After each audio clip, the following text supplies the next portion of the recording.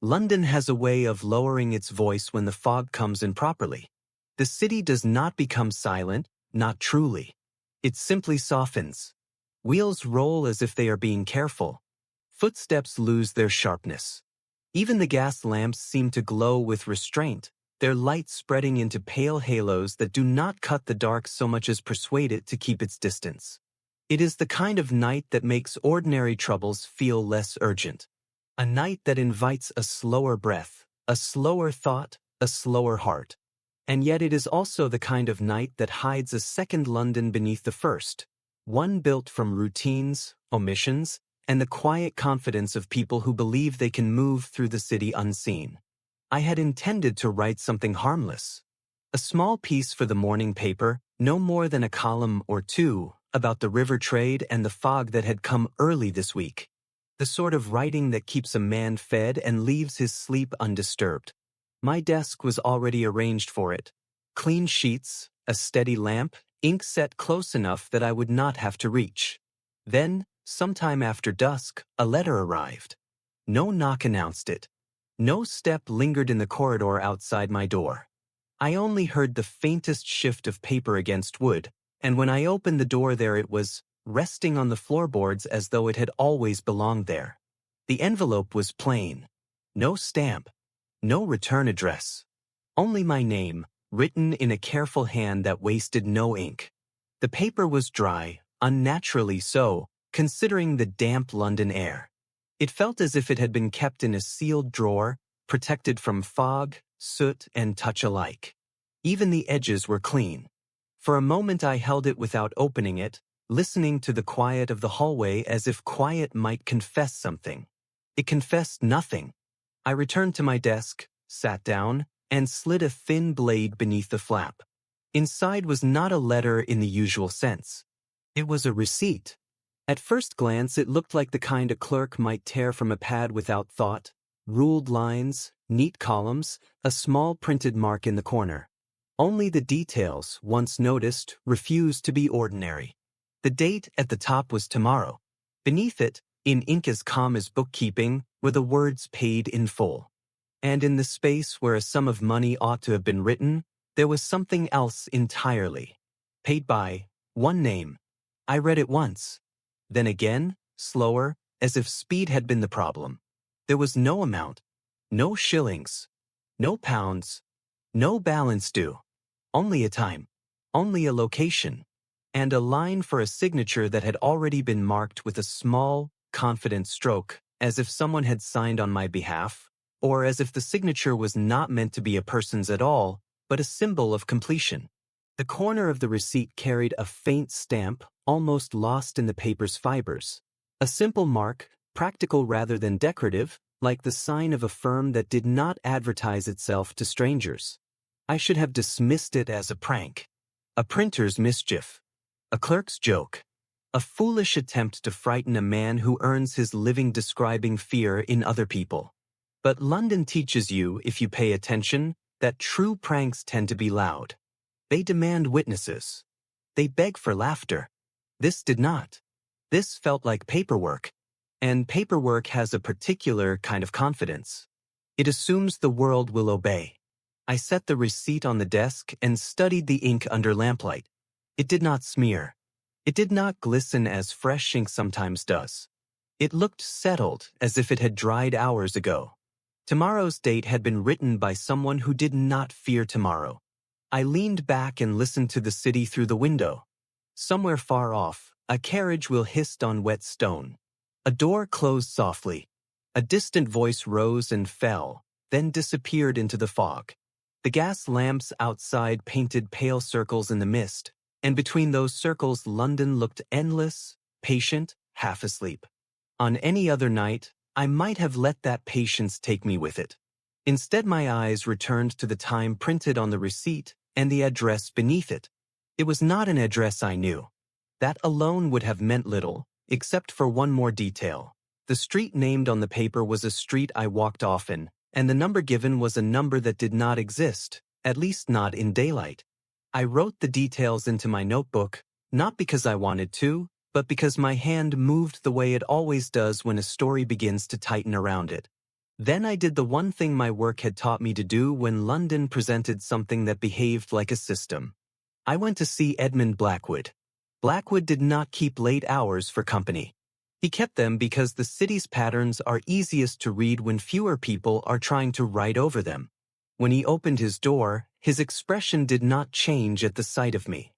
Only his eyes lowered briefly toward the paper I carried, as if he could already feel its weight. I placed the receipt on the table between us. In the lamplight, tomorrow's date looked even colder. Black would read it once, without hurry. Then he looked at the corner mark, the faint stamp that pretended to be unimportant. For the first time that evening, the room seemed to sharpen, as if the air itself had decided to pay attention. And in that sharpened quiet, I understood something with uncomfortable clarity. This receipt was not warning me. It was scheduling me. Section 1. The address that would not hold still. I left Blackwood's rooms with the receipt folded inside my notebook, and the feeling that I was carrying something heavier than paper. London had softened itself outside, fog in patient layers, lamps turned to halos, the street's edges politely blurred. The city looked, as it often does at night, like a place that preferred not to be examined too closely. The address on the receipt sat in my mind like a wrong note held too long.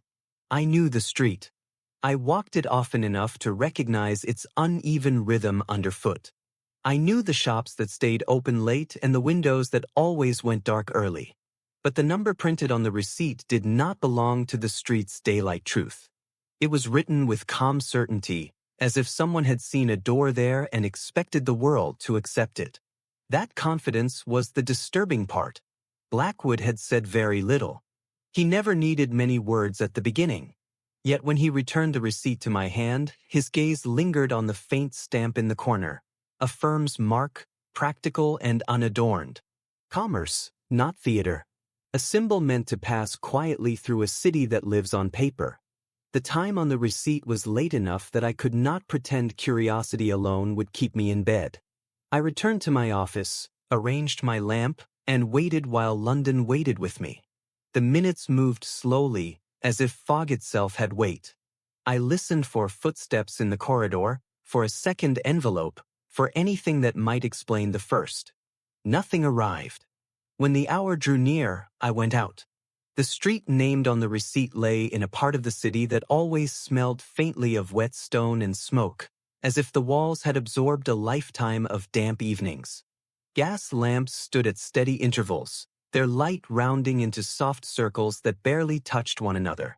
Between those circles, London kept its secrets. As I approached the number the receipt insisted upon, I slowed, not from caution but from a reluctance to confirm the wrongness. My eyes moved along the buildings, comparing what was in front of me to what the paper had promised. There was the baker's shop, shuttered now. There was the narrow doorway of a tailor, a brass plate dulled by soot. There was a blank stretch of brick where old posters clung like tired birds. And there was a section where the street's rhythm should have continued, but did not. It was not an obvious gap. Not a missing building, not a dramatic absence. Only a slight change in brickwork, newer mortar, cleaner lines, a surface that drank lamplight differently. The kind of difference a hurried man would never notice, and an honest man would have no reason to.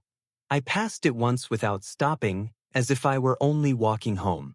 Then I crossed the street and passed it again, letting the angle change what the fog tried to smooth. From this side, the difference became clearer. Near the base, close to the pavement, a small vent was set into the wall, ordinary in shape, but cleaner than it should have been, as if it had been handled recently. I did not touch it. Touch leaves warmth. Warmth lingers. I stood near a lamppost and pretended to adjust my glove, watching the street as it moved. A couple passed without looking up. A man with a satchel hurried by, collar raised. The public house farther down released a brief swell of sound and then swallowed it again. No one paid attention to the section of wall.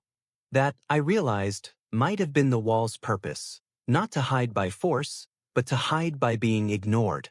The minute printed on the receipt approached with the steady certainty of a clock that believes in itself. I found my gaze returning to the firm's stamp and wondered how many such receipts had been printed. How many had been delivered?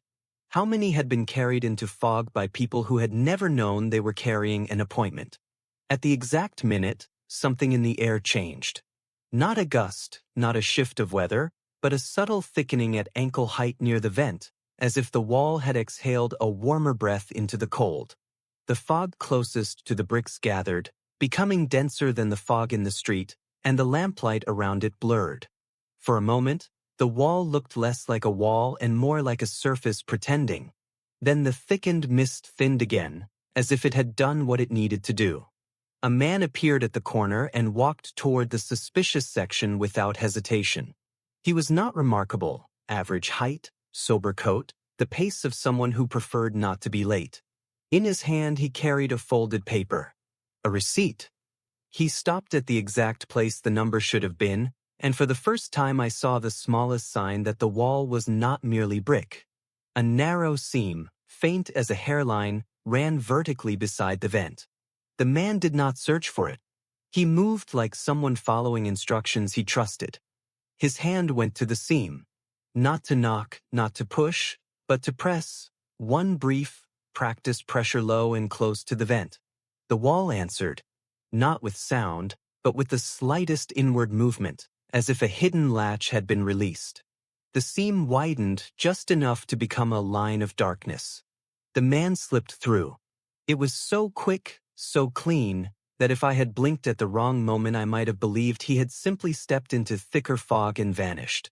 The seam closed again at once, and the wall resumed its honest face. The street continued as if nothing had happened. The fog moved gently. The lamps held their halos. No shout rose. No alarm followed.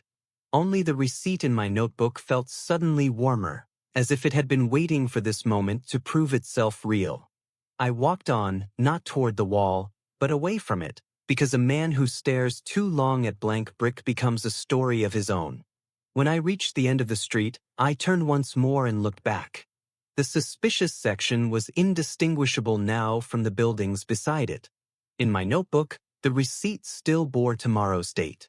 And I understood at last what "paid by one name" truly meant. The payment was not money. The payment was access. Section 2. The man who returned on schedule. I did not go back to the wall. Not at once. The street had accepted the man's disappearance with perfect indifference, and I understood that indifference was part of the mechanism. Anyone who lingered too long near that blank stretch of brick would become the only unusual thing in the scene. So I walked on as though my mind had not tightened around what I had just seen. I let the fog and the lamps and the ordinary movement carry me away until the number of streets between me and the wall felt sufficient to make me harmless again. Only then did I slow, and only then did I notice how shallow my breathing had become. When I returned to my office, I did not sit down at once. I stood by the window and watched London in its softened state. Gas lamps floated like patient moons. Fog drifted through gaps between buildings as though it had always belonged there. My notebook lay open on the desk, and the receipt stared up at me with tomorrow's date. There is a particular unease that comes from printed certainty. Ink does not admit doubt. It does not change its mind. And yet this paper had been delivered in the present while insisting it belonged to the future. It made time feel less reliable than usual. I forced myself to wait. I wanted to know whether the wall would breathe again, whether the seam would open more than once, whether the man had entered a place that swallowed him, or a place that expected him to return. At first, nothing happened. The street outside continued in its small, honest ways. A carriage hissed on wet stone somewhere beyond the fog. A door closed. A distant voice rose and fell and dissolved again. The suspicious section of wall remained indistinguishable from the rest of London's brickwork. Then, at a time that felt uncomfortably exact, the air shifted. It was the same subtle thickening at ankle height, the same momentary blur of lamplight near the base of the wall. A warm breath pushed outward, gathered the fog closer, then eased. A seam appeared where there should have been only brick. It widened just enough to become a line of darkness, and the man stepped out. He emerged without haste, without confusion, without the slightest sign that he had come from anywhere unusual. His coat sat properly. His hat brim held its shape. He looked neither rushed nor relieved, which meant the place behind the wall was not an emergency exit. It was routine. He did not glance back. He adjusted his gloves once, an ordinary motion in damp air, and walked away as if he had only stepped out of an ordinary doorway. I left my office and followed at a distance that allowed me to remain a stranger to his attention. Fog helped. London helps. A man can exist in the city without being seen if he walks as though he belongs to his own thoughts. His route was not dramatic. He chose streets that were neither the emptiest nor the busiest, moving with a quiet certainty that suggested his path had been decided in advance. He was obeying instructions written by someone who understood the city's rhythms better than most. At one corner he paused, and I paused with him, partly hidden by a lamppost and the soft blur of fog. Another sober figure drifted near, tired in the shoulders, dressed like someone who lived by paper and hours. They did not greet each other. They barely acknowledged each other's existence. Yet when they separated, the second man's hand went to his coat pocket as if checking for something he had not been carrying a moment before. The movement was small, almost unconscious. And it was enough. The man from the wall continued on and disappeared into thicker fog, leaving me with the certainty that I had witnessed a transaction. Not money exchanged, not words exchanged, something quieter and more invasive. Paper placed where it did not belong. I did not follow him into the city. The farther one follows a man who knows his route, the more one becomes the only variable in the street. Instead, I turned back and returned at a slower pace to the place where the wall had breathed. Under lamp halos, brick becomes forgiving. Seams become invisible again. The vent near the pavement looked ordinary, except for one stubborn detail. The screws held less soot than the metal around them, as if hands had touched them recently and often. I crouched only long enough to see the faint dampness in the grit where a shoe had pressed when the man stepped out. Stone remembers pressure for a moment, then forgets. I walked away before my stillness could become suspicious. Back in my room, I closed the door behind me as quietly as I could and went to my desk with an uncomfortable care, as if loudness might attract the wrong kind of attention. The receipt lay where I had left it. Tomorrow's date. Paid in full. Paid by one name. I should have put it away. I should have locked it in a drawer. Yet I found myself holding it again, and this time I noticed something I had missed. Beneath the ink, the paper carried a faint clean scent, like soap used to scrub a room. It was not pleasant. It was the smell of effort. The smell of someone trying not to leave traces. My coat brushed my hand as I set the receipt down. Something slipped from the inner pocket and landed softly on the desk. A second piece of paper. For a moment, I simply stared at it because I knew I had not put anything else in that pocket. I had left the building with only my notebook, my key, and the first receipt. I had not taken anything from the street. And yet there it was. A smaller receipt, folded once, warm as if it had just been torn from a pad. The stamp in the corner was the same. The date at the top was tomorrow again. Beneath it, in calm ink, the words paid in full weighted like a verdict.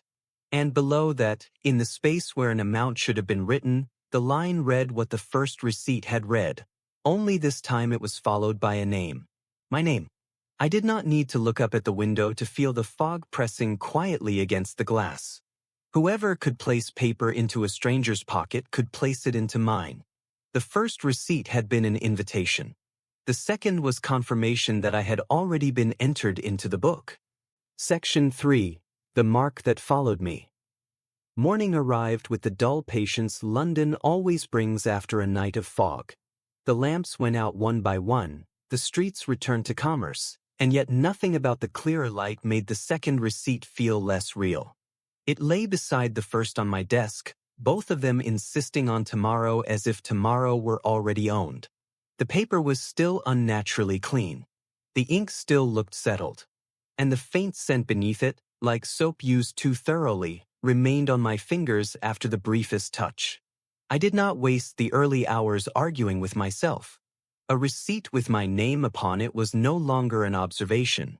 It was involvement. I carried both slips to Blackwood as soon as the city's noise grew thick enough to disguise my urgency. I walked the long way, not out of pleasure, but out of a new caution. London teaches you to mind your pockets when you begin to suspect your pockets can be entered without your knowing. The streets were busy enough to make every passerby anonymous, and that anonymity, which once felt comforting, now felt like an excuse the wrong man could wear. Blackwood received the paper as he received most troubling things, without haste, without flourish, as if calm were a form of discipline. His rooms looked unchanged in daylight, which meant they were arranged for work rather than mood. He examined the receipts with the patience of a man reading accounts. His attention moved first to the corner stamp, then to the cut of the paper, then to the way the ink had settled into the fibers. He did not need dramatic reaction. He needed only the truth that a surface can be read if one refuses to be hurried. The scent mattered to him as much as it had mattered to me. Not because it was mysterious, but because it was deliberate. Soap is used when someone intends cleanliness, and cleanliness is usually chosen for a reason. Warmth mattered too. A slip of paper that lands warm suggests it has not traveled far, or it has been produced close to the moment it appears. Warmth does not survive long in fog, damp corridors, and cold pockets. When the receipt's address was mentioned again, we went to see it in daylight. The street was the same street it had always been. That was the point. Shops opened and shut at ordinary hours. Doors existed where doors should exist. Brick was brick. The exact stretch where I had seen the seam still stood, but it refused to be exceptional. The mortar looked older in honest light. The vent looked like any vent. Even the way the bricks drank the day seemed less suspicious when the day was not softened into theater by lamps and mist. Whatever door existed there did not exist as a permanent feature. It existed as a condition. Fog and timing were part of the lock. The receipt was part of the key. We did not force the wall to betray itself. Forcing a system teaches it where you stand. Instead, we followed the one thing the paper offered that could not change shape with weather, the mark. A stamp belongs to a hand. A hand belongs to a place. Even a meaningless stamp must be stored somewhere, cleaned somewhere, pressed somewhere. Commerce is built on small repeatable actions, and that is why it leaves traces even when it tries not to. Blackwood's search did not resemble a chase. It resembled clerical patience.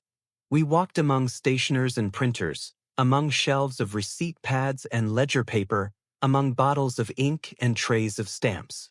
London has 1,000 such counters, and most clerks greeted questions about corner marks with polite confusion. Yet each refusal taught us something. The receipts did not match common pads sold to taverns.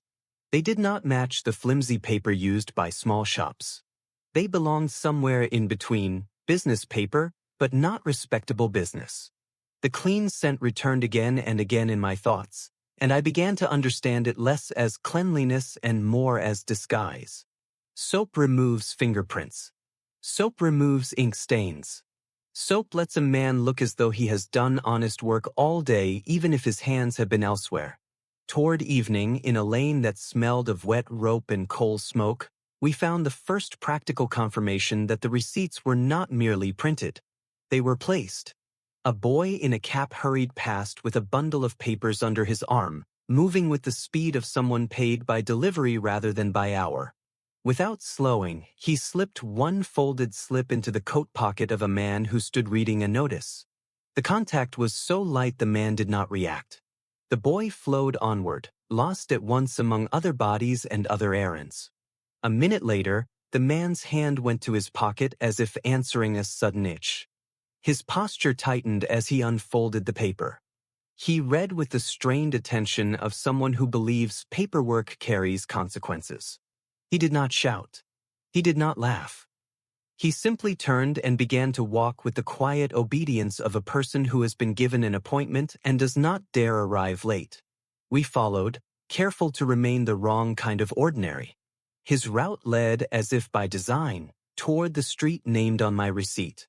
As daylight thinned, the city's edges softened again. Lamps lit. Their halos returned. And with them, fog began to gather where the river's breath reaches furthest into brick lanes. The man reached the address at almost the exact minute his slip demanded. He stood before the blank stretch of brick, checked his pocket once more as if confirming the paper still existed, then pressed low, close to the vent, with the same practiced certainty I had seen before. The wall answered. A seam appeared. A line of darkness widened. He stepped through and vanished as cleanly as a figure removed from a page. I did not follow him into the seam. Impatience is how men become entries. I watched the wall close itself again and understood, with unwelcome clarity, the true purpose of the receipts. They were not warnings. They were passes. They granted entry at the right minute, under the right conditions, to a door that refused to exist for anyone who arrived empty-handed. I returned home later with my coat feeling heavier than it should have, not with damp but with awareness.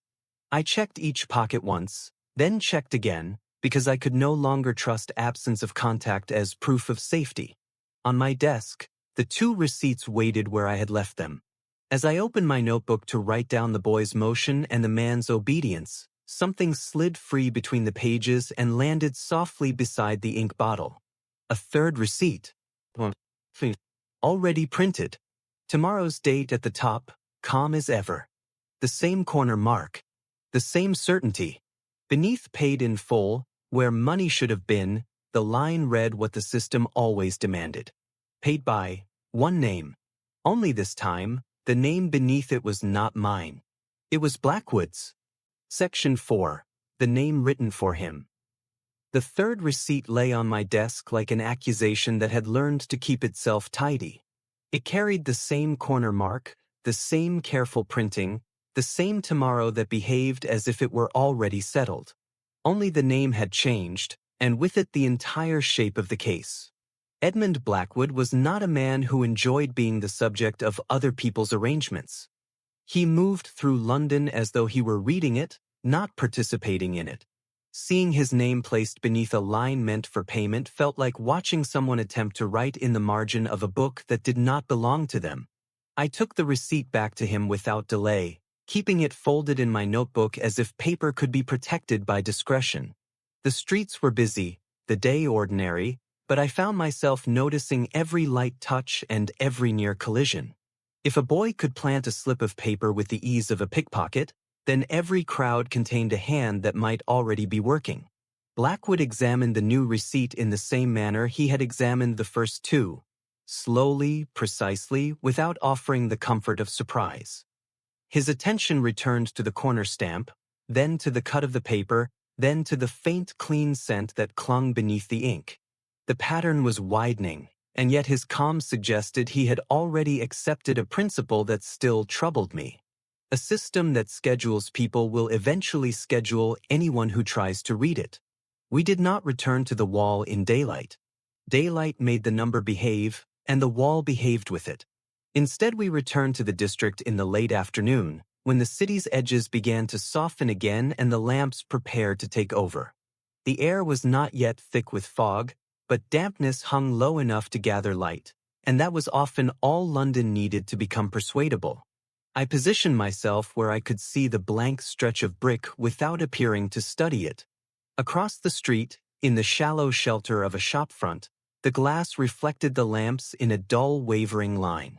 A man standing there could pass for someone waiting, or someone thinking, or someone merely avoiding the wet. In such places, the best disguise is a posture that asks for nothing. Edmund placed himself elsewhere, where he could watch the same space from a different angle. I did not need to look directly at him to feel his presence. When he worked, the city seemed to sharpen around him, not because it grew louder, but because the small details stopped being background and became evidence. The hour printed on the receipt approached with quiet certainty. People continued to pass, each carrying their own private errands. A clerk hurried by with a bundle under his arm. A woman paused to adjust a child's scarf. A cart rolled through the street with a steady creak, and for a moment its bulk narrowed the pavement in a way that made a side step seem natural. Near the base of the wall, the air changed. It did not announce itself. It simply thickened close to the vent, as if the bricks had exhaled a warmer breath. Fog that had been scattered in the street gathered itself into a denser pocket near the seam that daylight refused to admit existed. The lamplight there blurred into a softer halo. Sound seemed to step back a fraction, not vanishing, but losing its edges. A boy arrived with papers under his arm, the same kind of cap, the same quick pace, the same practiced indifference to the people he brushed past. He did not stop to read signs or study windows. He moved directly to the blank stretch of brick, as if he had done so often enough to do it without thought. He took a folded slip from his bundle and pressed it low, close to the vent, in a motion so quick it looked like nothing more than a careless tap. For an instant the seam became a line of darkness. The boy slipped through, vanishing with the clean efficiency of a page being turned. The wall closed again. The fog eased. The street resumed its ordinary sounds. A few minutes passed. Then the seam opened once more and the boy stepped out, lighter by the bundle he had carried. He did not linger. He did not look around. He moved away with the same speed and the same forgettable shape, as if his work had been a delivery no more remarkable than any other. What remained in his place was an uneasy certainty that the wall was not only an entrance. It was a mailbox. Edmund did not follow the boy. Not directly. Following would have turned him into the one unusual element the boy might remember. Instead, Blackwood watched what the boy's absence allowed to happen next. The wall did not remain still after the boy left. It breathed again, briefly, and the pocket of thickened mist returned. A man approached the blank stretch of brick at a measured pace, not hurried, not casual, dressed soberly enough to disappear into any crowd. He pressed low at the same point the boy had touched. The seam opened. The man slipped inside. This time, he remained longer. Long enough that the wall's breathing seemed to settle into a steadier rhythm, as if the space beyond had begun to draw air with more intent. When the man finally emerged, he carried nothing visible, yet his shoulders held the faint stiffness of someone leaving a room that required obedience. He walked away without looking back, and I found myself thinking again of the word on the receipt, paid. Not in coin, in names. As the light faded and fog gathered more confidently, the street filled with small moments of misdirection. Carts, corners, the casual narrowing of space. The city's own habits created openings, and the system used those openings as naturally as a thief uses an unlocked window. I stayed until the hour had fully passed and the wall's breathing eased back into nothing. When at last I moved, I carried with me a clear sequence. The boy delivered slips, the wall received them, and later the wall admitted those whose slips had value. The receipts were not merely passes. They were also instructions, processed and confirmed in a place that depended on air and secrecy. On the walk back, my notebook felt heavier again, not with paper, but with implication. Blackwood's name on that third receipt now seemed less like a threat and more like a test. The system had noticed the reader. It had decided to schedule him into its own timetable, perhaps to remove him, perhaps to measure him, perhaps simply to remind him that the city's hidden accounts were not kept without defenders. By the time I reached my desk, I no longer wondered how receipts appeared in pockets. I wondered how quickly a name could be taken from a man and used as payment before the man himself understood what he had spent. Section 5. The receipt that wanted a hand. The third receipt changed the air in my rooms. 2 slips with my name had felt like a warning aimed at one man. Blackwood's name felt like a decision aimed at the work itself. It suggested the unseen accounting behind these appointments had reached the point where it no longer wished to be watched from the pavement. If the wall was a mailbox, someone on the surface still had to feed it. That person was the only part of the system that had to move through honest streets, under honest lamps, among people who did not know they were sharing space with a schedule. So we watched for the feeder. We returned the next evening when dampness gathered and the lamps took on their soft halos again. I chose a position that allowed me to see the blank stretch of brick without looking like a man studying brick, and I forced my body into the posture of waiting, because waiting is the city's most common disguise. The air near the vent remained ordinary until it did not. At a minute that arrived with the same precision as the receipts, the fog thickened close to the base of the wall. Lamplight softened there. Sound lost a fraction of its edge. A boy appeared at the corner with papers tucked beneath his arm. He was not remarkable in face, which was likely the point. His coat was plain. His pace was steady rather than hurried, as if he had learned that speed draws eyes. He approached the wall, reached into his bundle, and pressed a folded receipt low beside the vent in a motion so brief it might have been nothing. The seam opened into a hairline darkness. He slipped through. The wall closed again, and the street resumed its normal sound. I did not move toward the wall. That temptation was the quickest route to becoming memorable. Instead, I let the boy do what he always did, because routines betray themselves best when they are not disturbed. He returned a few minutes later, lighter by his bundle and heavier in his certainty. He walked away as if he had been to a back room of any shop in London. I followed at a distance that allowed fog, carts, and other bodies to perform their small mercies. In the city, pursuit is less about closeness than about patience. Too near, and you become a presence. Too far, and you become nothing. The boy's route was neither direct nor wandering. It moved along streets that offered him cover, a curve that broke sight, a crossing that let him blend into another flow, a narrow lane that widened again. He did not check over his shoulder. That told me he trusted the street, and trust of that kind is earned. Near a printer's row, he paused briefly to shift his papers into a different grip. In that pause, his hand slipped into his coat pocket and returned empty, neat as counting. He entered a narrow passage between two buildings and disappeared from view. I approached at an ordinary pace and looked down the passage as if deciding whether it might serve as a shortcut. The passage was empty. A side entrance sat half-hidden in shadow, its paint darker than the bricks around it. Above it, a sign bracket remained, but the sign itself was gone, leaving only two bolts like blind eyes. I widened my route until it brought me behind the same buildings. There, a service yard opened into view, crates stacked, rope coils, a cartwheel leaning against a wall. A door stood ajar for the briefest moment, and I saw the boy's cap as he stepped through. Then the door closed again with careful quiet. I did not approach. A yard has fewer excuses than a street. I took a longer circuit and returned to the yard's edge from another angle, watching as one might watch any working place at dusk. Men carried bundles. A clerk crossed with a ledger pressed to his chest.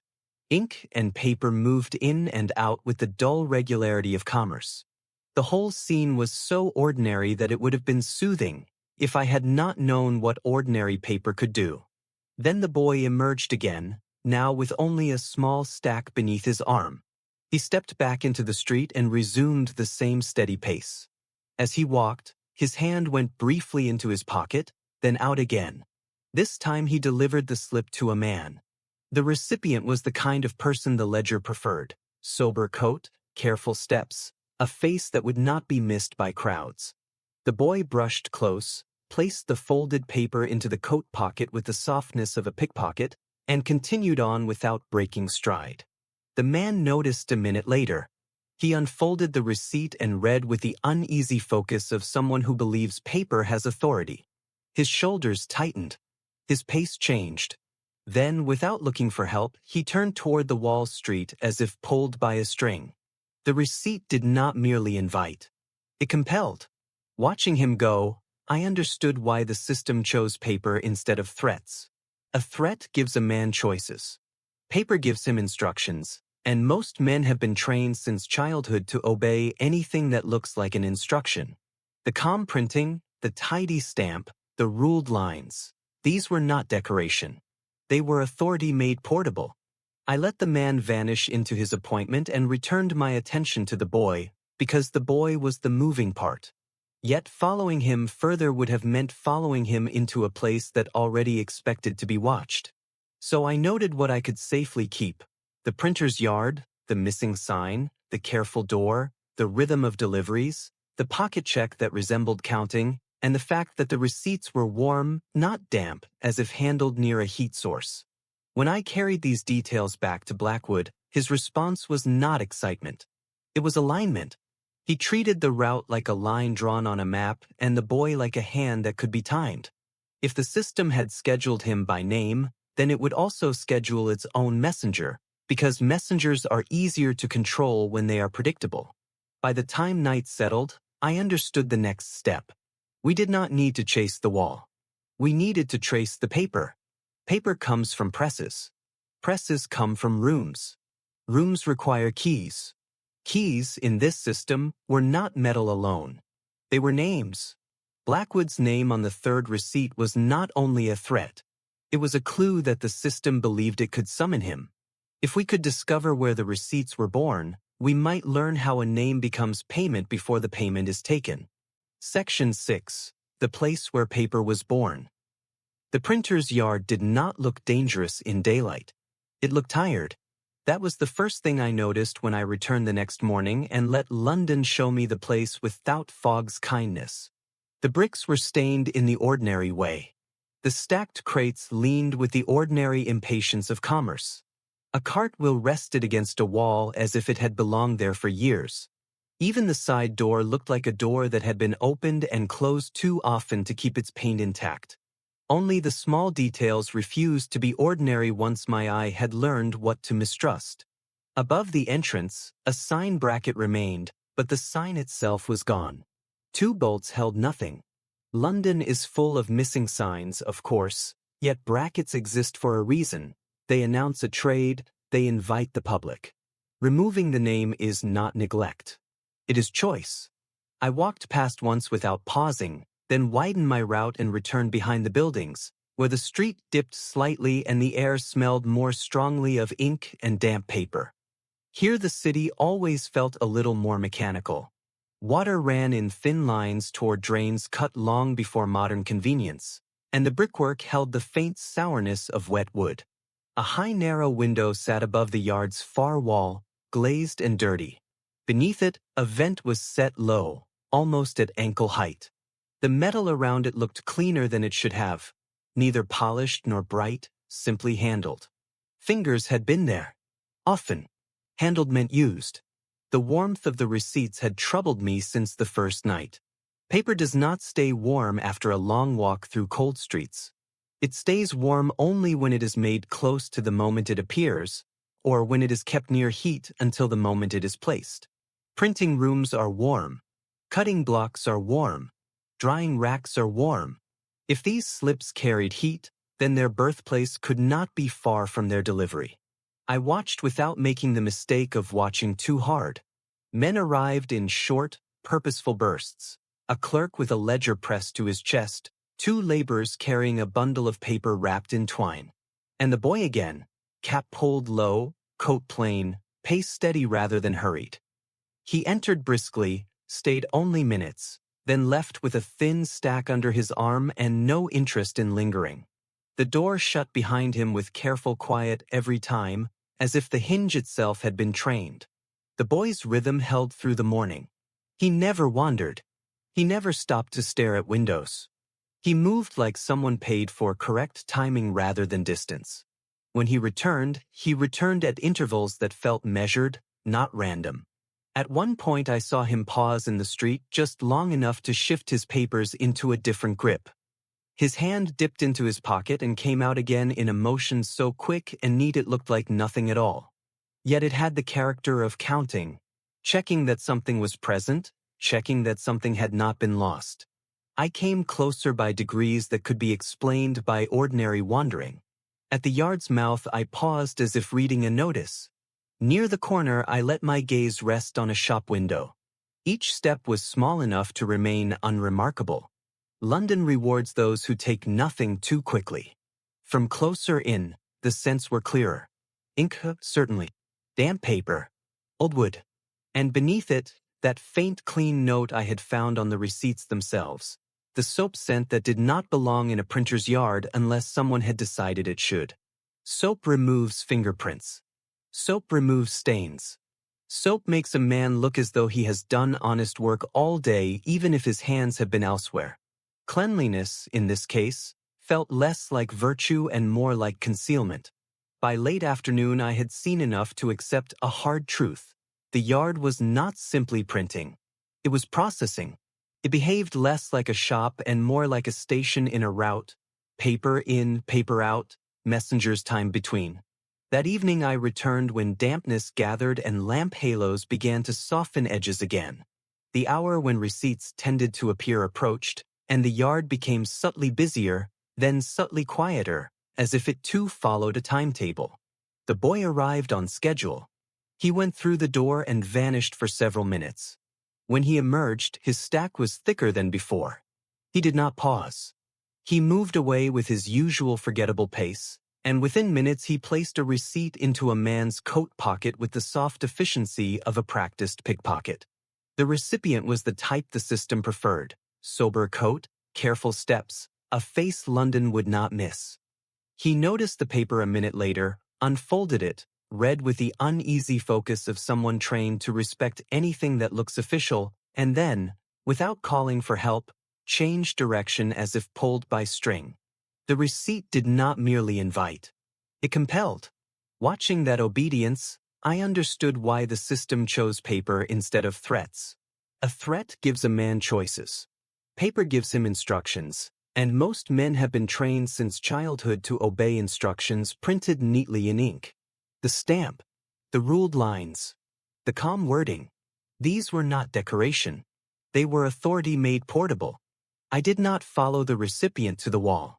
The wall was a mouth. The boy was the bloodstream. If I wanted to understand how names became payment, I needed the place where the paper was born. After 2 more deliveries, the boy's route curved back toward the printer's street, not to enter again, but to pass along its outer edge. As he reached the low vent under the dirty window, he slowed by a fraction and placed his hand briefly near the brick, so brief it could be dismissed as balance, yet too deliberate to be accidental. It was the gesture of someone checking warmth, checking readiness. Then he moved on. I returned home with that gesture fixed in my mind like a pin in cloth. The receipts were warm because the place that made them was warm. The paper smelled clean because someone washed to remove what ink leaves behind. The vent was handled because something behind it mattered, something that wanted controlled air. At my desk I laid the 3 receipts side by side. Their sameness felt like arrogance. Tomorrow, tomorrow, tomorrow, as if the future belonged to the stamp in the corner. And then I noticed what I had not allowed myself to notice before. On the 3rd receipt, Blackwood's, beside the printed time, there was a tiny mark that did not appear on the first 2. So small it could have been a flaw, except it was too deliberate. A thin stroke in the margin, like a clerk's check mark when a line has been verified. A confirmation. The system was not only scheduling Edmund Blackwood. It was confirming that he would appear. And if a system begins to confirm your obedience before you have offered it, then the next step is always the same. It arranges a door that expects you to walk through. Section 7. The minute before the slip. By the time the next evening arrived, the printer's yard had stopped looking like a place and started looking like a clock. Not a clock most people notice. No face, no chime, no obvious hand. Only repetition.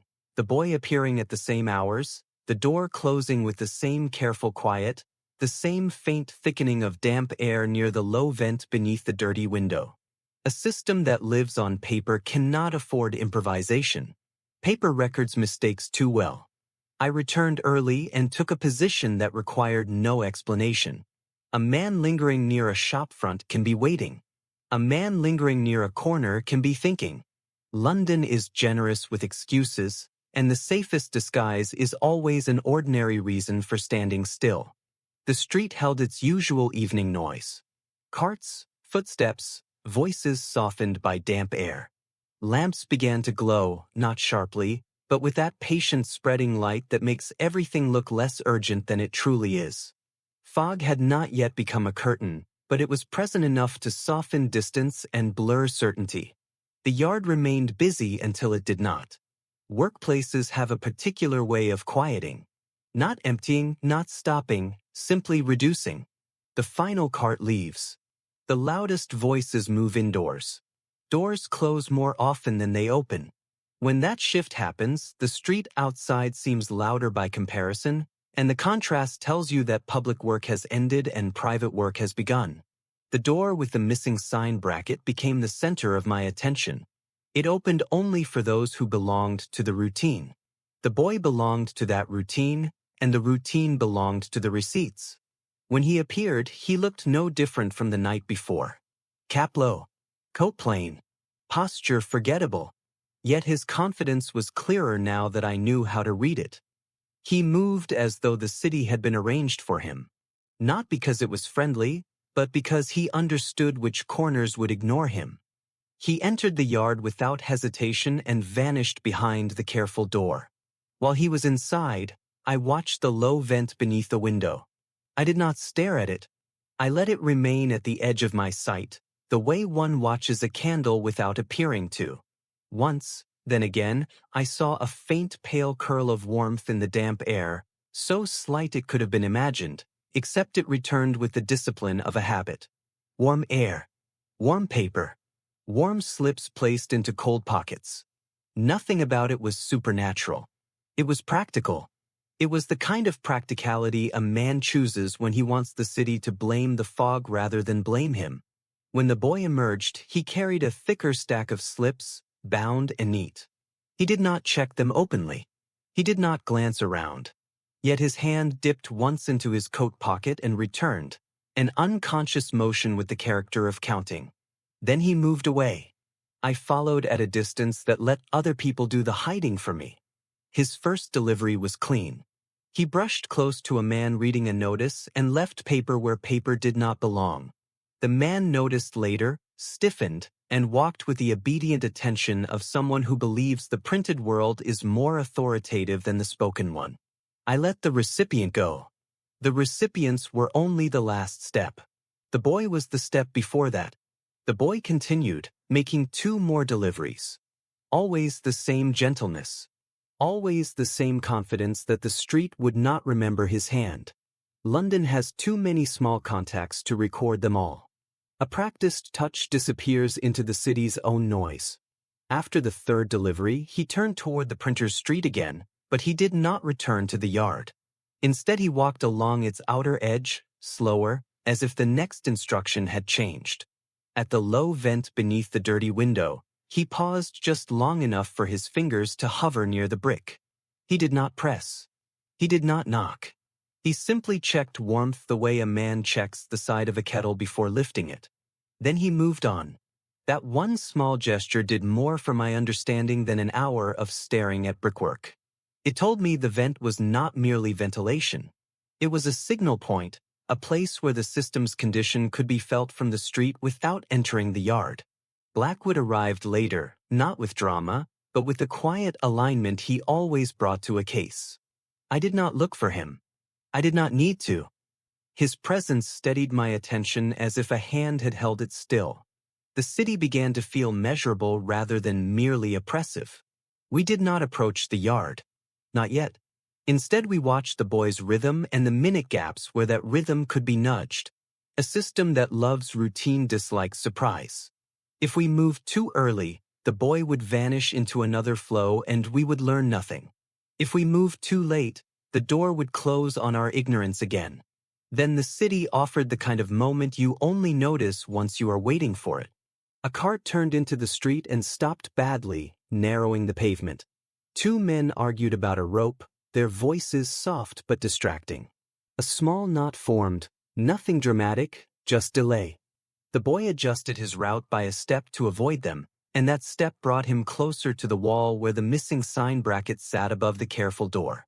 For a few seconds, the street became less attentive to small movements and more attentive to its own inconvenience. It created the kind of invisibility the boy's work required.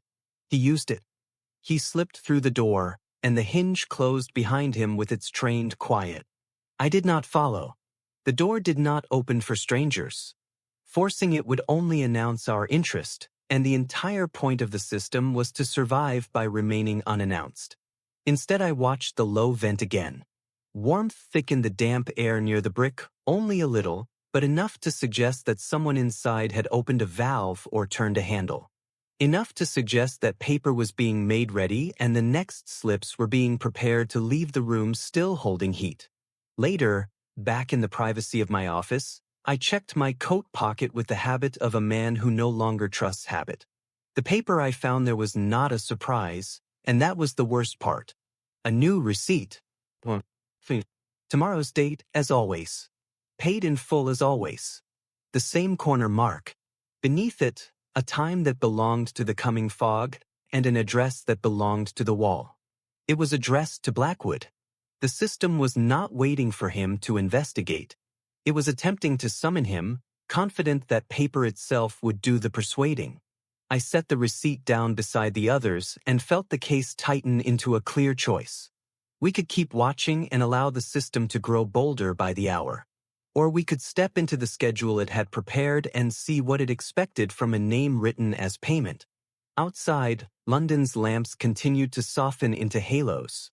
Fog gathered in slow patience. And somewhere behind a nameless door, ink was drying on paper that believed it could command the future. Section 8. The Door That Expected Him. The receipt addressed to Blackwood sat among the others like a neat little trap. It looked harmless in lamplight, ruled lines, calm ink, a tidy stamp, and yet it carried a peculiar authority. It did not threaten. It did not plead. It simply assumed that the name printed on it would appear where it had been instructed to appear, at the minute it had been instructed to appear. In London, that sort of assumption is often rewarded, because most lives are built from obedience to paper. I kept the slip on my desk until the sky outside had begun to dim, then I folded it into my notebook and carried it back to Blackwood. The city had started its usual evening softening. Dampness thickened at the edges of streets. Gas lamps came into their patient glow. Fog was not heavy yet, but it hovered with intent, as though it were waiting to be given a reason. Blackwood did not treat the receipt as a message. He treated it as a schedule, and schedules can be used in two directions. If the system expected him to step through a door, then the system had already committed to preparing that door, creating its pocket of misdirection at the right moment, keeping the walls hidden seem ready to answer. That readiness could be measured. We returned to the street with the false number before the appointed time, arriving early enough that our presence could pass as ordinary. I took the opposite pavement and let my posture become unremarkable. Blackwood placed himself where he could watch the wall without standing directly before it, because the first rule of such systems is simple: do not give them a clear target. The street moved around us with quiet commerce. Shutters were pulled down. A clerk hurried by with papers wrapped in twine. A carriage rolled through, wheels hissing on wet stone. As the minute approached, the wall began to behave differently. It simply changed its relationship with air. Near the low vent, fog thickened at ankle height, gathering as if invited. Lamplight blurred in a small soft patch. Sound did not vanish, but it lost its sharpness. The effect was subtle enough to be dismissed by anyone not trained to notice it, and precise enough to be called work. The seam appeared like a thought becoming visible. It was there only when the air was right, only when the fog had been persuaded into the right density. In daylight, the wall refused to admit it. In this evening softness, it did not refuse at all. A boy came from the direction of the Printer's Street, cap low, coat plain, carrying a small stack of folded slips. He did not come all the way to the wall. He paused at a corner, glanced down the street once, then turned away, as if confirming that the door was ready and leaving the rest to the name that had been scheduled. Blackwood moved when the minute demanded it, not earlier and not later. He crossed the street with the calm pace of a man who belonged there. The receipt remained in his coat pocket until he reached the blank stretch of brick. His gloved hand went low, close to the vent. His fingers slid into his pocket and drew out the receipt. He did not hold it up or examine it. He treated it as a tool. He pressed the folded paper against the brick, directly above the vent, where the mortar line looked marginally cleaner than the rest, as if the wall were an office counter and the receipt were being presented for approval. The wall answered, not with sound, but with an inward softening, a change in pressure that showed itself in the fog. The mist closest to the brick tightened, then loosened, as if a breath had been drawn behind the surface. The seam widened by the width of a hand, and the blackness beyond it looked dry compared to the street's damp shine. Blackwood slipped the receipt into the narrow gap first, as though feeding it into a mouth, and the gap widened again by a fraction. A hidden latch released with the quiet ease of a mechanism that had been kept clean. The wall moved inward. The door existed. He stepped through without hesitation. The street continued its ordinary life. No one stopped. The fog did its polite work of blurring what should not be noticed. Then the wall closed again, and Blackwood was gone as completely as the others had been. For a moment I stood with the absurd urge to knock on brick, as if brick could be shamed into honesty. The urge passed. Knocking would have been noise, and noise would have been an admission that I did not understand the rules. Instead I listened. Beneath the street's ordinary sound there was a quieter one, a disciplined movement of air that did not belong to weather. It carried the faint clean scent I had noticed on the paper, soap and effort and the careful removal of human traces. I remained still only long enough for shock to settle into purpose. The system had not only invited him, it had accepted him. That meant, however briefly, it had to keep the entrance operable, the air persuaded, the seam alive. I crossed the street and approached the blank stretch of brick with the same unhurried pace the system preferred. I carried my notebook under my arm and kept my eyes forward, because fixation is noticeable even in fog. At the base, the vent breathed once, warm, faint, and the seam returned, hairline at first, then slightly wider as if recognizing that the appointment was not complete. The fog thickened in a shallow pocket, and the lamplight softened around it. I set my hand where Blackwood's hand had been, close to the vent, and felt the brick's damp chill.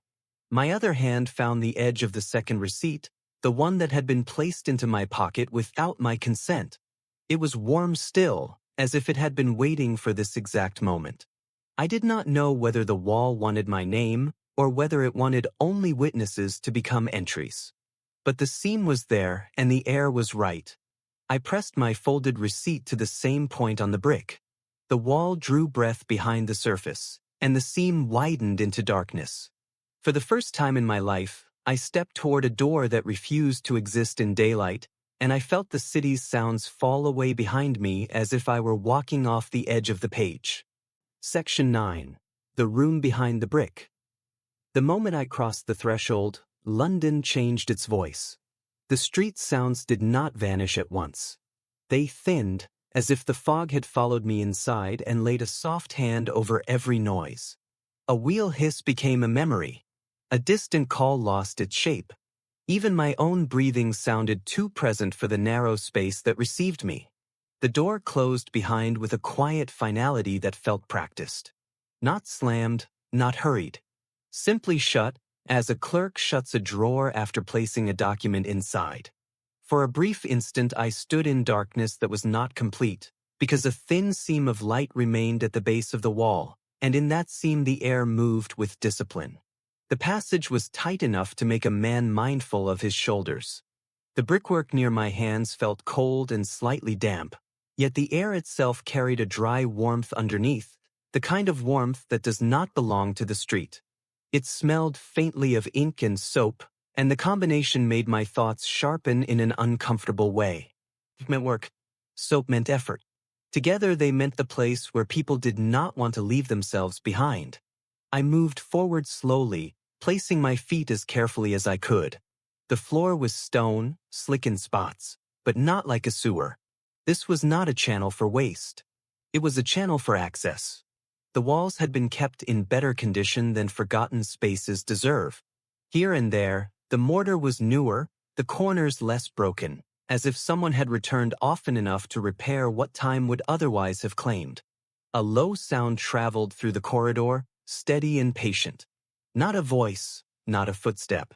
A mechanical breath, like bellows working behind wood. It rose and fell with a rhythm that made the space feel alive without feeling human.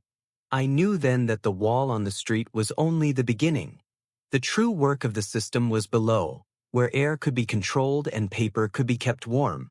The corridor bent once, then again, turning in a way that made direction unreliable. London above is a map of streets. London below is a map of habits. I followed the habit I could feel in the air, the faint inward pull that strengthened whenever I approached a junction, as if the passage itself preferred me to go the right way. The darkness eased into a dim amber glow ahead. It did not spill outward like a lantern in a hallway. It gathered low and steady, as if contained behind a half-closed door. When I reached it, I found not a grand chamber but a small antechamber, an area built for waiting rather than living. A narrow shelf ran along one wall, and on it lay several folded slips of paper, arranged with the neatness of inventory. A shallow tray beside them held a few worn tokens, dull and notched in different ways. A cloth, clean and folded, sat at the tray's edge, ready to wipe fingerprints away before they became questions. The sight of those objects steadied me and unsettled me at the same time. They were proof that the receipts were not accidents and not tricks. They were processed. They were handled. They were counted. A vent near the floor released a faint warmth into the chamber, and with it came that clean scent again, sharper here than it had been above.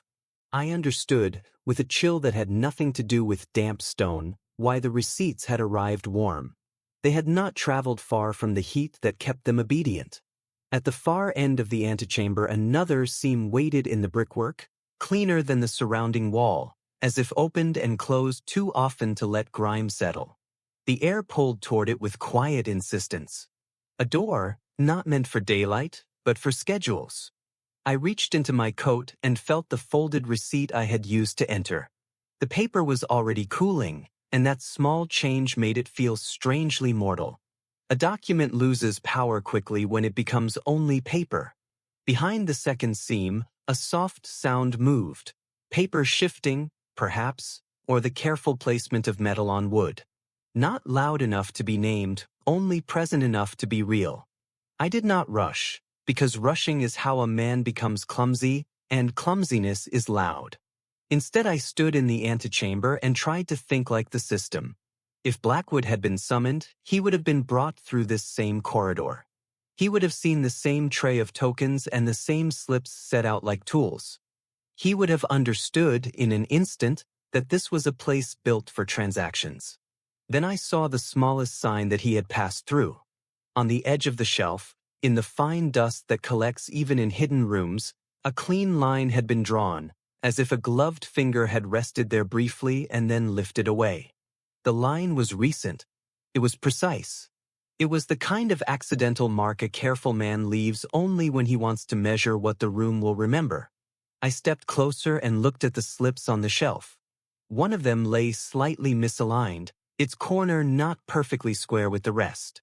It was a tiny imperfection, but it was an imperfection of the sort that matters to a mind like Blackwood's. It looked as if he had touched it, not to steal it, but to confirm its weight, its warmth, its purpose. A deeper part of the corridor exhaled, and the mechanical breath changed pitch for a heartbeat, as though a valve had been adjusted.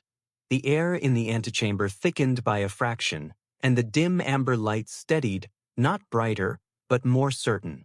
The system was aware that someone had entered. Not alarmed, not panicked. Simply aware, the way an office is aware when a client arrives and the clerk prepares his pen. I kept my posture calm and my hands close to my body, because I could not afford to look like a thief in a place built to punish thieves. I was not here to break things. I was here to understand what the paper demanded. The second seam widened without my touching it. It opened just enough to reveal a deeper warmth beyond, and a scent of fresh ink that made my stomach tighten.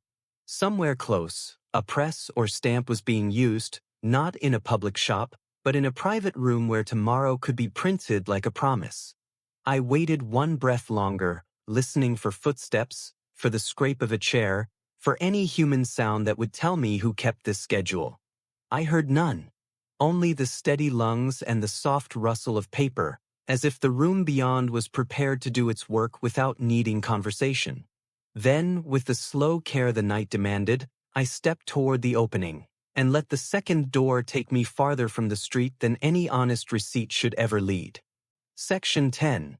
The desk where tomorrow was kept. The second seam opened into a warmer world. I stepped through slowly and the air changed at once, drier, steadier, carrying the clean bite of soap and the sharper scent of ink. The light was not bright, only controlled. A low amber glow from a shaded lamp that poured its attention downward and left the corners useful. The door behind me settled closed with the quiet finality of a drawer pushed in. I stayed still long enough for my eyes to adjust, because haste becomes sound, and sound becomes an announcement. The room was smaller than dread would have built. That made it worse. Large secrets belong to melodrama. Small secrets belong to work. A table stood near the center under a single lamp. Its surface was scarred and wiped clean so often that the wood looked tired. On it lay stacks of receipt slips, cut square, aligned like cards in a careful hand. Beside them sat a heavy ledger, open to ruled columns so neat they looked less like writing and more like instruction. At the table's edge, a shallow tray held notched tokens arranged in rows. A clean cloth lay beside the tray, folded and ready. Fingerprints were not welcome here.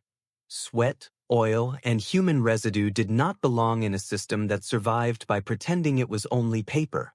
In the far corner, the mechanism I had heard all night worked steadily inside a wooden casing. Its rhythm was soft but constant, like bellows or a pump. Pipes ran from it into the brick, joints sealed with care. The room breathed because it was required to breathe, so paper could stay dry, so ink could behave, so air in hidden passages could be pushed and pulled on command. On the wall hung a schedule. Times, short notes, small confirming marks. It read like a shift list.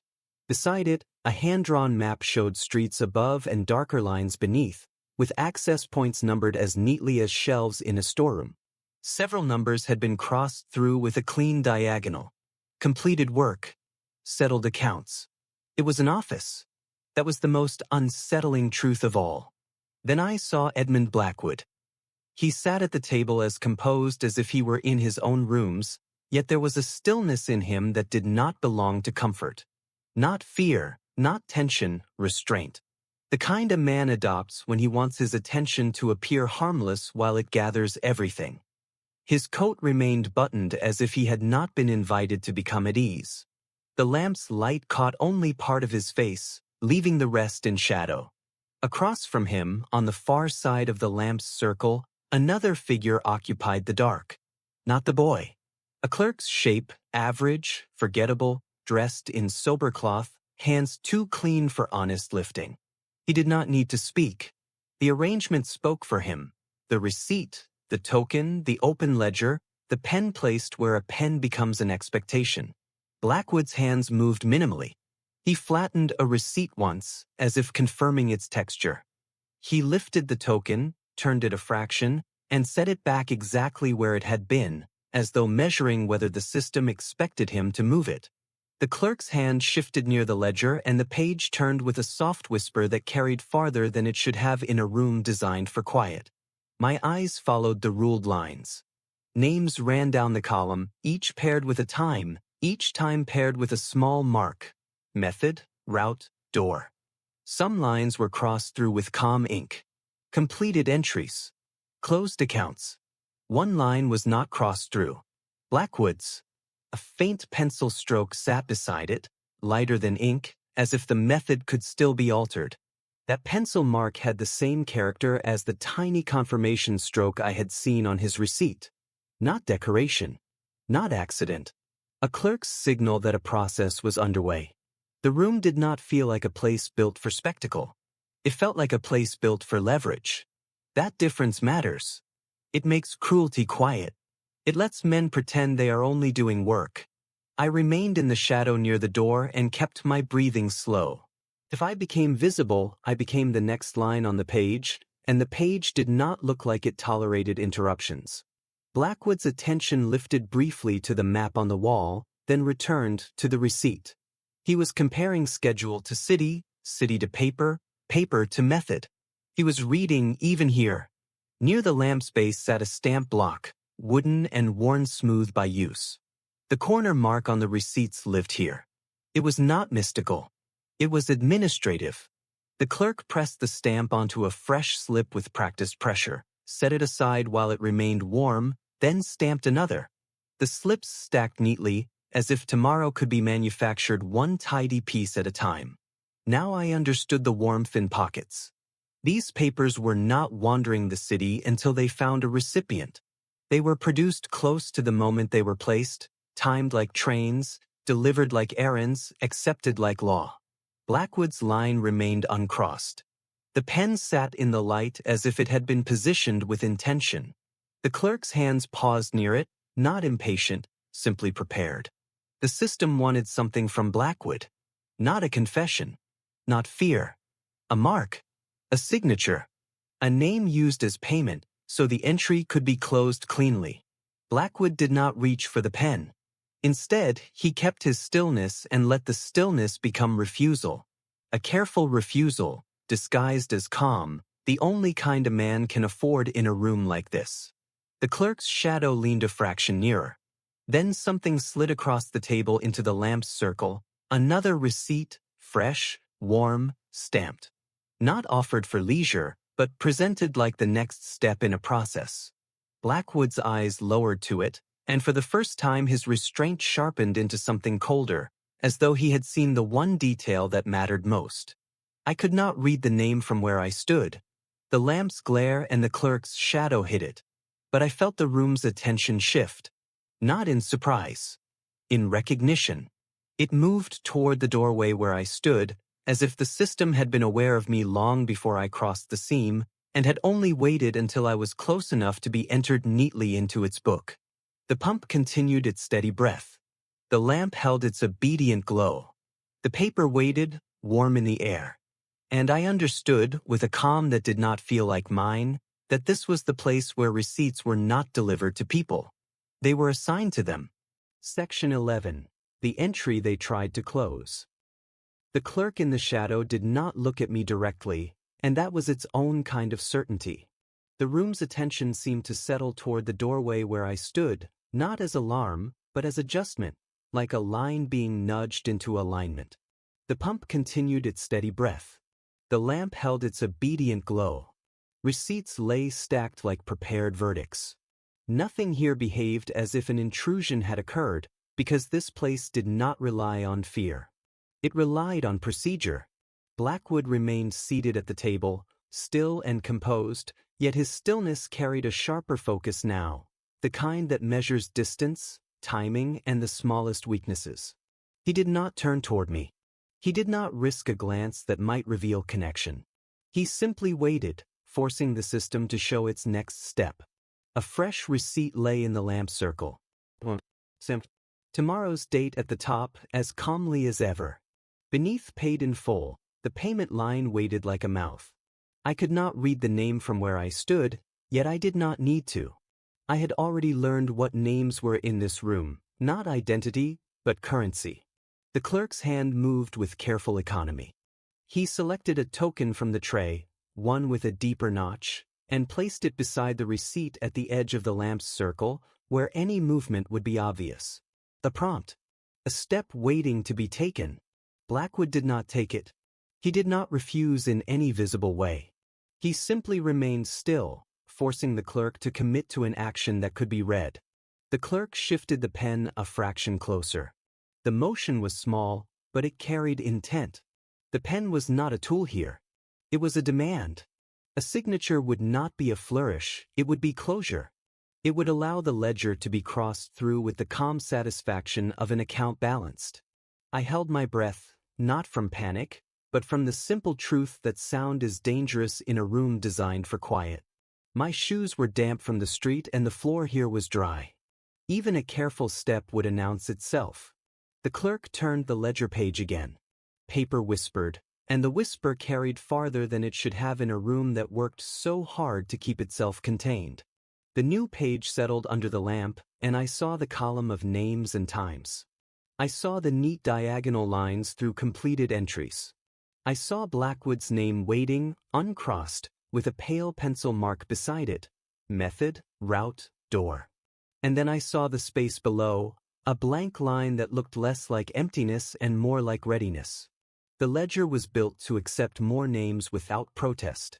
The pump's rhythm tightened for a heartbeat. The air felt more controlled, more managed, and I understood with cold clarity that the breathing I had watched at the wall was not merely for fog. It was for timing, for stability, for keeping this place usable while the city above blamed weather for what was, in truth, work. Blackwood's hands remained near the table edge, close enough to the token to take it in an instant. Yet he did not. He waited, and in that waiting he made the clerk's confidence show itself. The clerk reached into the tray and selected a second token. He placed it nearer the doorway, nearer me. The gesture was deliberate. A key offered to a man standing in a door. A silent instruction. Come closer, take what you are meant to take, complete what you are meant to complete. The system did not shout because it did not need to. It offered tasks that felt official and inevitable. I did not move. The room held its breath for the length of a heartbeat, then released it again through the pump's steady sigh. The clerk's gaze lifted, measuring, not startled, deciding whether I was a complication or an opportunity.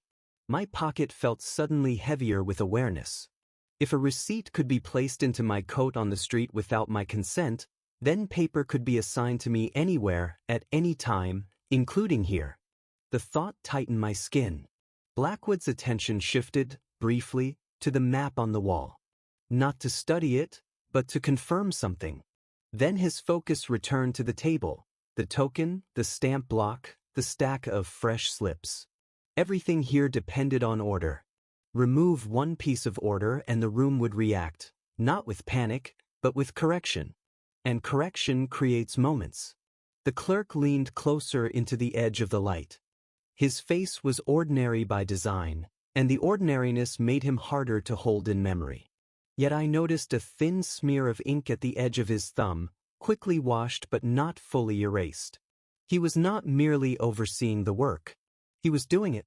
The pen hovered above the ledger like a small blade. Blackwood finally moved, not toward the pen, but toward the token.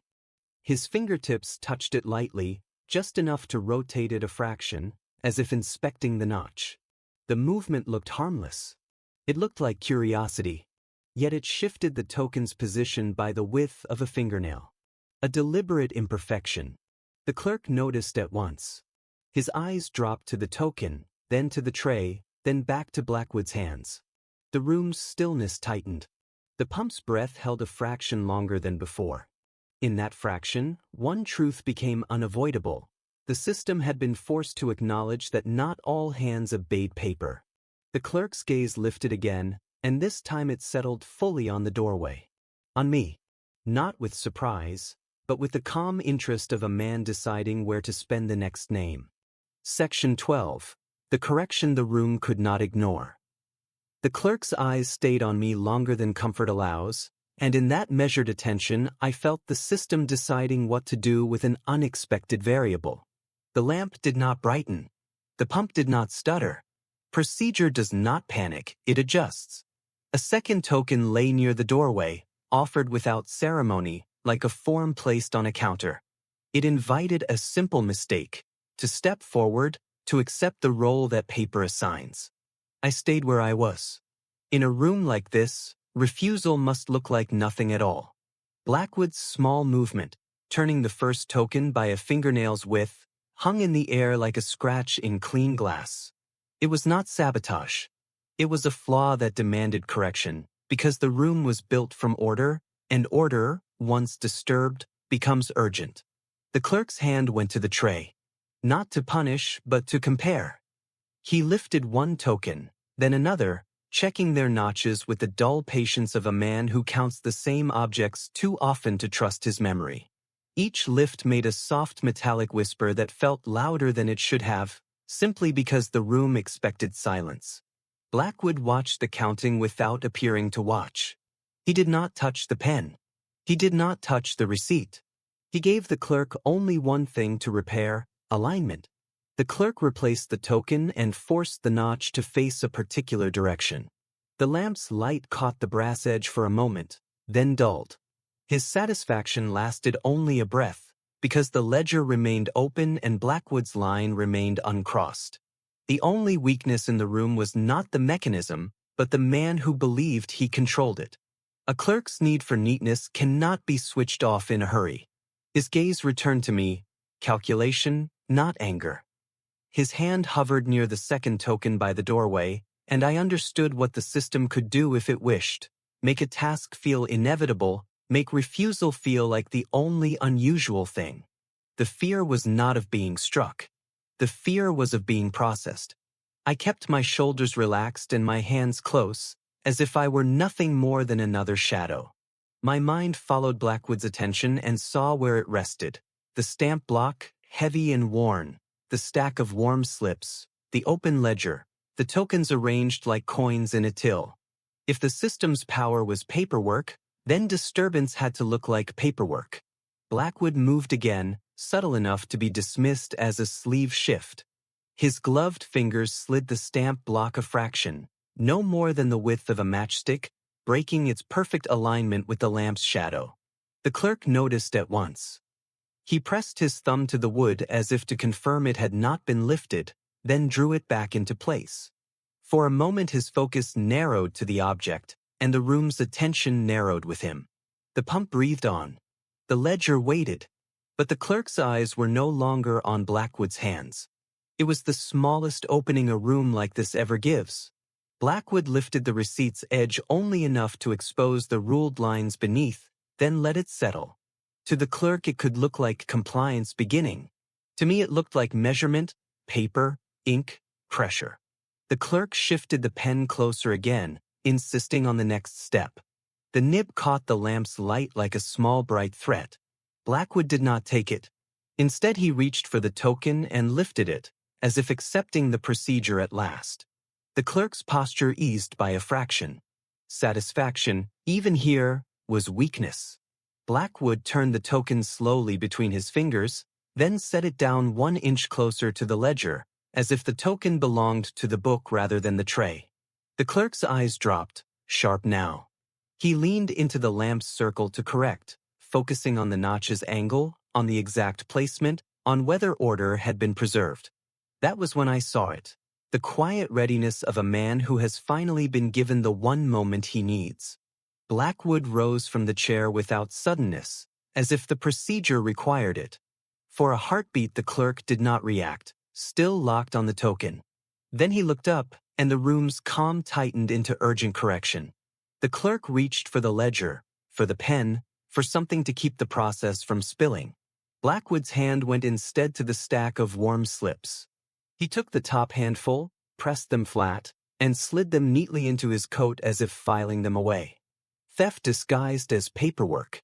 In the same motion, I nudged the second token by the doorway with the tip of my boot, turning it so the notch faced the wrong way, then left it in that tiny imperfection of angle.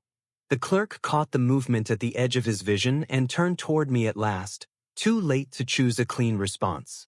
He had to choose between errors, missing slips, misaligned token, Blackwood standing where he had not been meant to stand.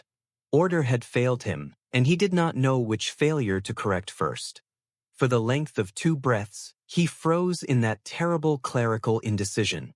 The lamp made everything look official. The pump made everything feel stable. And yet the room had begun to tilt, not because anyone shouted, but because procedure had lost its straight line. I took advantage of the smallest mercy the moment offered. My fingers closed around the second token and lifted it from the floor-side shadow where it had been left.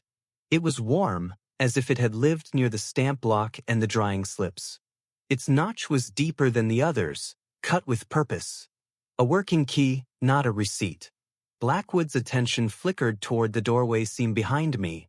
No glance that could be accused, only a shift in posture that told me what he intended. He meant to leave before the room could correct itself. I stepped backward into the antechamber, letting the door take me as quietly as it had brought me. The narrow passage breathed with its disciplined pull. The shelf of slips and the tray of spares waited in their neat rows, as if nothing had changed. Only my own heartbeat sounded too loud in the controlled air. Behind me, the clerk finally moved. Not toward pursuit first, but toward restoration. I heard the scrape of a chair, the soft clink of tokens, the dull press of wood against wood as he returned the stamp block to its perfect place. A man like that would rather fix the room than chase the thief, at least for the first crucial seconds. Those seconds were all a schedule ever needs. I pressed the warm token into my pocket and followed Blackwood into the corridor, away from the lamp's circle, away from the desk where tomorrow was kept. The pump continued breathing behind the brick, patient and offended, as if it expected the system to reassert itself at any moment. And above us, somewhere beyond layers of stone and fog, London carried on, unaware that, for the first time, its hidden accounts had been made to miss a line. Section 13. The token that did not belong to me. The corridor accepted us the way it had accepted everyone else, without judgment, without sound, with that disciplined pull in the air that made the darkness feel managed rather than abandoned. I kept one hand inside my coat pocket, closed around the warm token. It was heavier than it should have been for its size, and not only in weight. It carried the quiet authority of an object that belonged to a routine. When a routine loses one of its tools, the routine notices. Behind us, the room did what a clerical mind always does when order is disturbed. It corrected itself. I could hear it without seeing it, the soft clink of metal set back into trays, the dull press of wood as the stamp block was returned to its perfect alignment, the careful scrape of a chair as if the chair's position mattered more than the men who had been sitting in it. A man like that would rather restore the desk than chase the thief, at least for the first crucial seconds. He would trust the building to keep us. Buildings do keep people, especially when people step into them on schedule. Blackwood moved ahead of me with the same calm economy he carried everywhere, yet his calm felt different now. It was not only observation. It was decision. The warm slips he had taken sat under his coat as neatly as filed papers. He did not look back at the lamp or the ledger. He treated them as what they were, evidence. The passage bent once, then again. The air shifted slightly at each junction, pulling in the direction the system preferred. I fought the instinct to hurry, because the corridor punished haste with noise.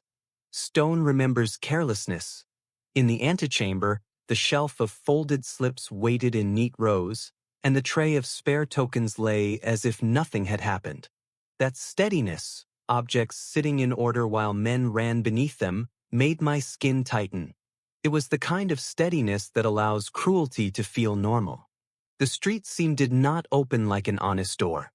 It required the right minute and the right condition. The corridor seemed to know when the condition was close. The air grew cooler. Dampness returned. Far above, I heard the soft hiss of a wheel on wet stone, and London felt suddenly near again. Blackwood paused at the seam to measure it. I looked down at the token in my palm. Its notch was deeper than the others I had seen, cut with careful purpose. I held it close to the brick without touching, and the air responded, subtly, unmistakably. The pull strengthened for a heartbeat, then eased. The wall recognized its own language. The seam widened. Fog pressed into the darkness as if eager to reclaim what had been taken below. We stepped through one after the other, and the street received us with the softness of lamp halos and damp cobbles. The wall closed again and became honest. We did not linger. A man who stands too long at blank brick becomes a question. We moved with the street, letting other bodies and other errands make us ordinary again. Only when we reached a quieter stretch did I dare confirm the token still lived in my pocket. It did. Its warmth had begun to fade, and the fading felt ominous, as if permission itself were cooling. A key becomes less useful when the lock learns the key is missing. Blackwood found a place to pause that looked like nothing, a recess beside a closed shop, a moment of stillness that could be mistaken for a man checking his glove. He drew the slips he had taken and held them low in lamplight, close enough that no passerby could read them even if they wished. I did not need every line to feel their weight. They were schedules, not messages. Addresses. Small method marks. The same corner stamp. Paid in full, printed with calm certainty as if the words were law. There were more names than I expected. Not only clerks. I saw occupations that tightened my throat. A foreman, a courier, a shipping agent. People whose hands touched goods and papers, whose signatures could move value from one ledger to another. This was not a game of fear. It was an economy of control. Among the slips, one detail stood out with cruel clarity. Several receipts were already prepared for tomorrow, each marked as paid, each assigning payment in the same unnatural way. The system was not improvising day by day. It was printing the future in batches. We moved again, deeper into ordinary London, away from the wall and away from the printer's street. I kept my pace unhurried, yet under my calm I felt the case shift into a more dangerous phase. Until now, I had watched a system work. Tonight, the system had seen me watching. By the time we reached Blackwood's rooms, the fog had thickened again outside and the lamp in his window looked like a steady eye. Inside, the slips lay on his table, and the token sat beside them like a small guilty object. In steadier light, its notch looked even more deliberate, cut not by wear, but by rule. A classification mark. A permission mark. Something that could be counted, issued, returned. And counted objects, when missing, always create the same question. What would the system do when it realized one of its keys had walked out into the fog and had not come back on schedule? Section 14. The count that would come. The token lay on Blackwood's table with the quiet guilt of a borrowed thing. In lamplight it looked almost ordinary, dull brass, worn edges, a notch cut too cleanly to be accident. Yet the more I looked at it, the more I felt what it represented. Not money, not evidence alone, but permission. A private grammar the city had been forced to obey without knowing it was reading. Blackwood spread the warm slips beside it and studied them as timetables. Same stamp, same calm wording, same tomorrow that behaved like property rather than possibility. Each slip held an hour, a location, and the small method marks that told the system which door to use, which street corner to soften, which vent to make breathe. The pattern was not theatrical. It was efficient. The boy's route formed a loop that always returned to the printer's yard. The recipients were chosen for usefulness, not drama. And the times clustered around the same narrow windows in the evening. Those minutes when London's attention turns inward, lamps become halos, damp air gathers, and fog can be persuaded with the least effort. A system that runs on minutes depends on trust. It trusts its messenger.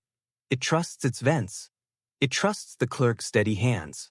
It trusts that no one will touch the objects that keep it alive. That is why the missing token mattered more than any slip of paper. Paper can be reprinted. A token is counted. Counted objects create a different kind of alarm. Not panic. Correction. I could imagine the clerk returning to his desk with tidy fury, restoring the stamp block, realigning the tray, then checking the rows. When his hand reached the place where a particular notch ought to be, his fingers would pause. He would not shout. He would count again, slower. And when the result remained the same, he would do what a man like that always does. Tighten procedure. Change method marks. Reissue slips. Call the boy in early. Tighten the loop. Try to pull the missing token back into the system the way a body pulls a splinter toward the surface. That was the danger of taking a key. It is not the taking. It is the response. Blackwood treated that response as another schedule, something that could be predicted, timed, and met. The slips were not only future entries. They were commitments. If tomorrow had been printed, then tomorrow had been prepared below, valves set, vents checked, the wall primed to breathe. We used the one advantage we had left. We read the schedule the way the system read it. One slip held my attention. Not addressed to Blackwood. Not addressed to me. A name I did not recognize, paired with a time close to the hour when the yard usually quieted and the wall usually opened. Beside it, the pencil method mark was darker than the others, as if confirmed twice. If the system intended care, it expected risk. Blackwood's finger traced the mark, then moved to his own map. He did not need to speak. If correction came tonight, it would begin where paper was born and tokens were counted. The printer's yard was not only a station. It was a throat. Routine kept it alive, and routine made it predictable. As evening approached, Blackwood wrapped the token in cloth and placed it in his pocket as if it were nothing more than a coin. The warm slips were folded and concealed the same way. He moved with the calm of a man preparing to attend an appointment he did not intend to honor properly. London was damp, holding fog in reserve. Gas lamps began their patient work. The streets softened at the edges. People moved with evening weariness that makes them less curious and less willing to stop for a stranger's trouble. When we reached the printer's street, we did not stand directly opposite the yard. We took positions that allowed us to see without appearing to watch. The missing sign bracket above the door remained like a quiet confession. The dirty window stared down without interest. Beneath it, the low vent waited near the pavement. At first, nothing changed. Then the yard began its familiar quieting, the last loud movement of crates, the final cart rolling out, the shift from public work to private work. The boy arrived on schedule and slipped through the door. The hinge closed behind him with trained quiet. Almost at once, the vent's air changed. A faint warmth curled in the dampness, slight but disciplined. The yard was making paper ready. The hidden room was breathing. Somewhere behind that door, a hand was about to move along rows of tokens, pause, and count again. Above, the street remained ordinary. Below, the ledger's order was about to be repaired. And I understood, with a calm that felt borrowed from the city itself, that the next hour would decide whether we were still observers, or whether our names, too, would be printed warm and clean on paper that had already chosen tomorrow. Section 15. The count balanced. The boy remained inside longer than usual. That was the first sign the room below had noticed its missing tool. Routine can tolerate many small deviations, but it cannot tolerate an absent number. Somewhere beyond the careful door, a hand was moving along rows of dull brass, pausing at an empty place, then moving again, slower this time, more certain in its doubt. The warmth at the low vent thickened and held.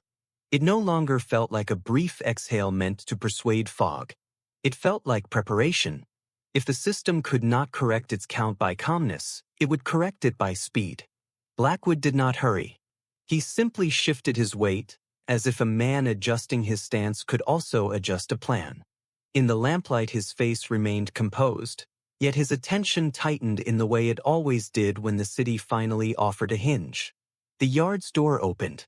The boy stepped out, cap low, shoulders slightly higher than before, as though he were carrying more than paper under his arm. His pace was still careful, still forgettable, but the certainty had changed. It had become sharper, like a messenger sent not to deliver, but to retrieve. He did not begin his usual loop through the streets. He turned once, looked down the printer's row as if measuring it, and then moved in the direction of the Wall Street with a speed that was only a fraction too quick. Blackwood followed at a distance that looked like coincidence. I followed Blackwood. London, above us, played its usual part. Damp air, soft halos, men and women moving with evening weariness. Yet the city had begun to feel slightly different, as if the fog were no longer merely weather but a surface being used. Near the wall, the air gathered low and obedient at the base of brick. The seam that daylight denied became available again, a thin line that waited for the right minute. The boy reached it and pressed low, close to the vent, with practiced certainty. The wall opened just enough to accept him, and he slipped through without hesitation. For a breath I felt the old temptation, to rush, to force, to chase the darkness as if darkness could be caught by urgency. Then I remembered what this system relied on, not strength, but procedure. It rewarded predictable people with predictable doors. It punished spectacle. Edmund Blackwood let the wall close behind the boy and then stepped forward with the calm of a man arriving at an appointment. He did not present a receipt. He presented the token. The notch in the brass caught the lamp's halo for an instant, then dulled again. The air near the vent tightened, and the seam opened as if the wall had recognized its missing piece returning. Blackwood slipped through. I did not follow him immediately. I held to the street, to the cover of ordinary movement. Instead, I watched the brickwork as a clerk watches ink, for change. The wall breathed once, warm and faint. Then it breathed again longer. Somewhere behind the surface, order was being rearranged. Minutes passed with the slow wait they always carry when one is listening for a sound that refuses to arrive. At last, the seam appeared again, and Blackwood stepped out. He emerged as quietly as the others always had, yet he brought something back with him that the others never brought. Disruption made visible. His glove carried a faint dusting of paper fiber, pale against dark leather.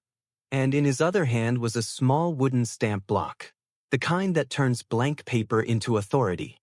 He moved away from the wall with the ease of a man leaving a shop, and I matched his pace until we were far enough that blank brick could no longer accuse us of lingering.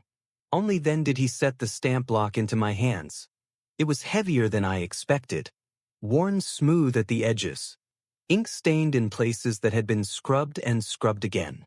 The corner mark, so faint on the receipts, stood out clearly here, carved into the wood with practical care.